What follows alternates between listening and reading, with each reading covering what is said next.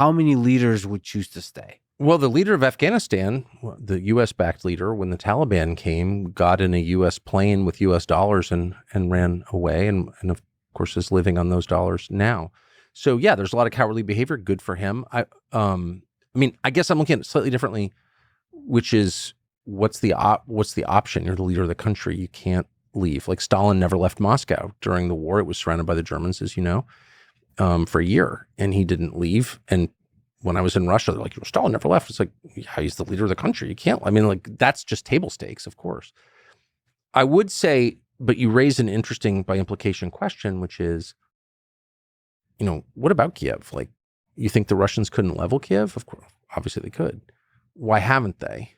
They could, but they haven't. Well, there's military answers to that, which is urban warfare is extremely difficult. Do you think that Putin wants to take Kiev?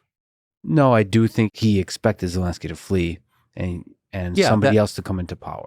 That may be total. I don't know. I have no idea what Putin was thinking when he did that about Zelensky.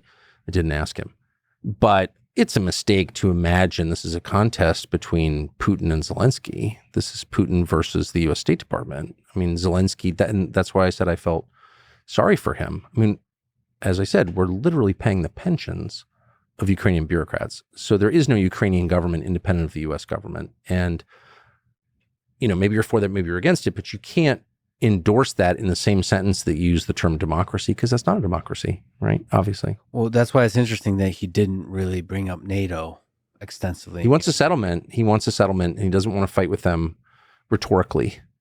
And he just wants to get this done. And he made a bunch of offers at the peace deal. And, we wouldn't even know this happened if the Israelis hadn't told us. And I'm so grateful that they did.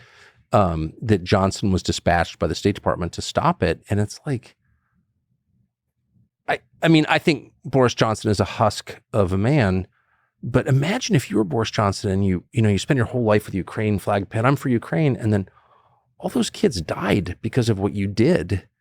And the lines haven't really moved. It hasn't been a victory for Ukraine. It's not going to be a victory for Ukraine. It's like, how do you feel about yourself if you did that? I mean, I've done a lot of shitty things in my life. I feel bad about them. But I've never extended a war for no reason. Like, that's a pretty grave sin, in my opinion.